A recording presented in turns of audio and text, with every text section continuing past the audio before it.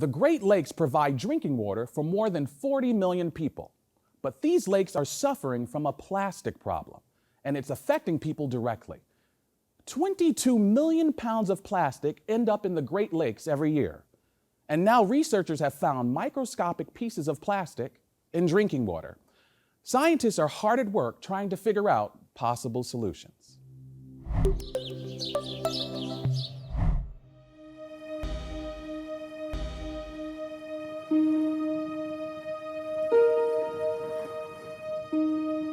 The best guess estimates globally are that somewhere between 4 and 13 million tons of plastic enter the global oceans every year. And we estimated that around 10,000 tons, which is about 22 million pounds, of plastic enter the Great Lakes every year. Clearly, we are affected by this, but what's not clear right now is what it does to us and what it does to the ecosystems.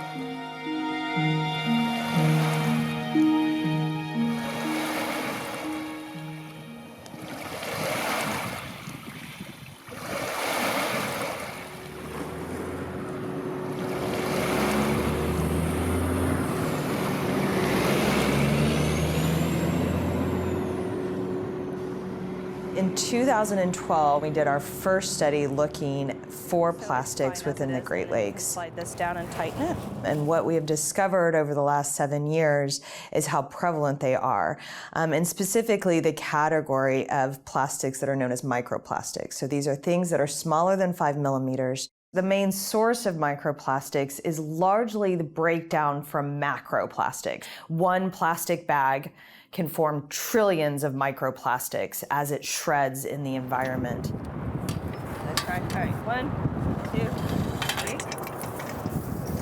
3. Our most recent numbers in Lake Ontario, there are somewhere around 4.5 billion pieces of plastic just on the surface of the lake. In Lake Superior, it's about 2.5 billion. In Lake Erie, it's about 1 billion.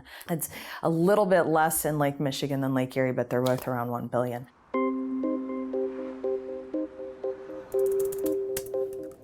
One of the things that got me interested in this was there's so much attention on garbage patches in the oceans. When concentrations similar to the oceans were found in the Great Lakes, people started asking, well, are there garbage patches in the Great Lakes? And so one of the things we set out to do is sort of model this on a computer and say, well, where, based on what we know about the currents, the flow of the Great Lakes, where would we expect things to end up, and do we expect to find garbage patches there?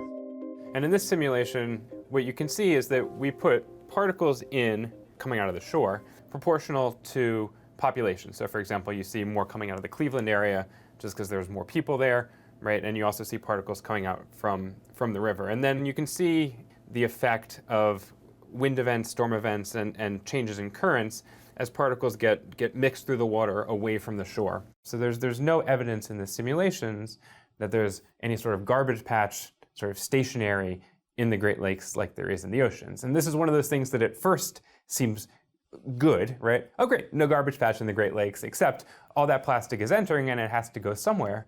And so it seems more likely then, if it's not in the middle, that it's on the shore or in the bottom of the lake. And so, there's in many ways more concern about exposure to humans and wildlife. We do not fully grasp the consequences of plastic pollution. There's still a lot of unknowns there. That is definitely the forefront of research on plastic pollution, is that question of what does this mean and how is it impacting us and other organisms. The creek behind me is Irondequoit Creek. It's one of the primary tributaries that feeds into Lake Ontario. So I'm interested in one of the interactions between microplastic pollution and the bottom ecosystems of the aquatic ecosystems where this plastic will end up. This particular experiment that we're looking at here is looking at the effects of microfibers, which are the small plastic fibers that come off of our clothing. This worm is very common in all kinds of aquatic ecosystems and is a really good indicator of pollution. And is also right about the size where we'd be able to tell whether or not they're actually ingesting the fibers. So we're looking at their growth and reproduction and other toxicity effects associated with exposure to plastics. The question really is, how much damage are we doing to the environment by allowing all of this plastic to accumulate in the ecosystem? In this image, we can see that the fibers have actually been ingested by the worm, and you can see it inside in its digestive tract. This worm in particular does not look terribly healthy. It seems that after this chronic exposure to plastic, the lifespan and then the ability of the worm to live in its environment has been diminished by ingestion of plastics. Are humans ingesting microplastics? Yes. The more data that comes out, the less of a question that is. Recent papers have found plastic in bottled water, tap water. They looked in bottled beer using Great Lakes water, and they found evidence of plastic. An average American is consuming somewhere between 50 and 100,000 pieces of plastic every year, and double that when you include inhalation. What is the impact of that? We don't know. So once that That's particle the gets particle where it's behavior.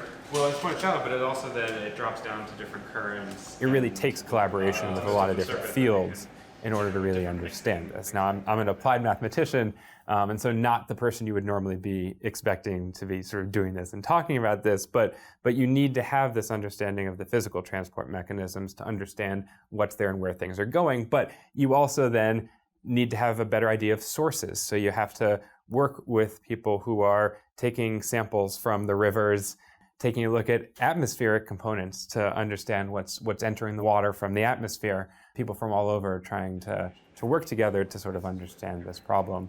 I'm a atmospheric chemist, and now also looking at now the microplastics that are in the atmosphere as well.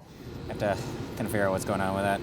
They're becoming more and more understanding that the atmospheric plays a role in terms of the transport as well as also the input of microplastics into different environments. There's still a lot to be studied in terms of understanding what's in the air itself, so that you can then take this information and be able to say, okay, if we can understand both what is falling out at a given location as well as what is in the whole air, then we can get a sense of how fast are different types of plastic settling. Then you can think about in terms of what will deposit in different areas. The ultimate goal, if we can get to where we want it to be, we'll be able to understand first of all, the concentration and the composition that's in the atmosphere. And also then be able to say, okay, if we can do short enough time, sample times, we can then kind of get an idea of sources, where they're coming from. Is it mostly coming from cities, or do you get in terms of still a lot coming from farm areas, or these different or more industrial type ones? Together. We're just really becoming aware of how prevalent the problem of microplastics is. It's in our air, it's in our water, it's in our soil, it's everywhere. We cannot recycle ourselves out of this situation. The solution to this is reduction. Ultimately, every piece of plastic that we find in the environment comes from us.